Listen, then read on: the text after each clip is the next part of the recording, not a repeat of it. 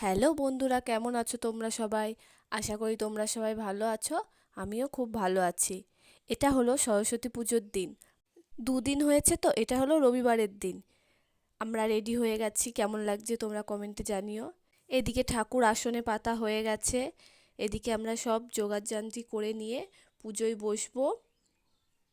এখনও ঠাকুর সাজাতে বাকি আছে, ঠাকুরের চারপাশে ফুল দিয়ে সাজাতে হবে।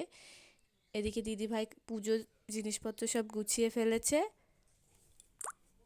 দিদিভাই ফল টল সব কেটে ফেলেছে, আমি শুধু ঠাকুরের চারপাশে ফুলগুলো দিয়ে সাজিয়ে দিলাম। আর এদিকে আমি রেডি হয়ে বসে পড়েছি পুজো করতে।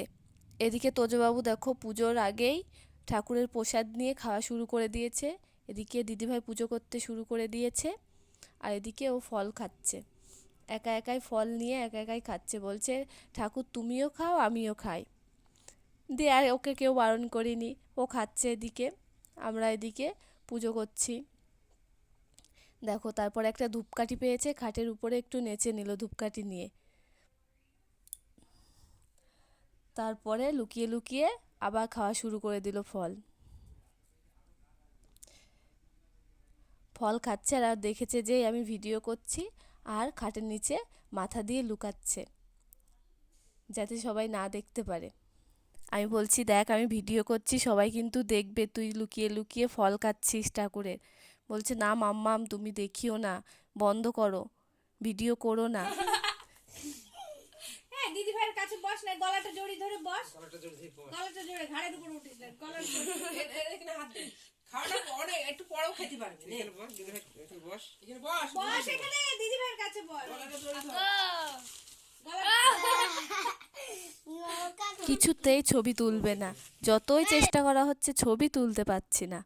দিয়ে এদিকে হলো না, এদিকে পুজো শেষ, এদিকে ঠাকুরের থালা নিজে টেনে এনে একা একাই খাওয়া শুরু করে দিয়েছে। দিয়ে এদিকে আমার শাশুড়ি মাকে বলছে ঠাম্মি তুমিও একটা ফল খাও। তারপরে আমরা রেডি ছিলাম, তাহলে সবাই বলল যে তাহলে এখানে একটা পুকুরে ঠাকুর উঠেছে, শিব ঠাকুর, চলো তোমরা দেখে আসি। দিয়ে আমরা বললাম ঠিক আছে, আমরা তো রেডি আছি, চলো দেখাই যাক কোথায় ঠাকুর উঠেছে, দেখে আসি। দেখো আমরা রাস্তায় বেরিয়ে পড়েছি দেখার উদ্দেশ্যে, তোমরাও দেখতে থাকো।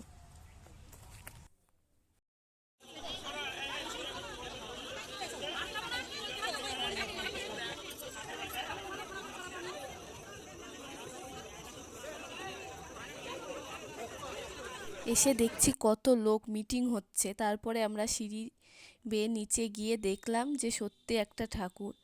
এই ঠাকুরটা প্রথমে ছোট ছিল, সাদা কালারের, যেই দুধ গঙ্গা জল দিয়েছে আর ঠাকুরটা কালো হয়ে গেছে।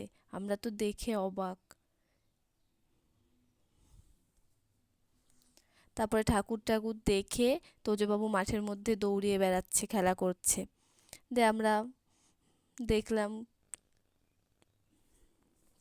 জমিটা যা সে এসেছে, কোথায় জায়গা দেবে, ঠাকুরটা কোথায় থাকবে সেই নিয়ে মিটিং হচ্ছে। আমরা সেই টাইমে গিয়েছি। তো ভিডিওটা কেমন লাগলো তোমরা সবাই কমেন্টে জানিও। টাটা।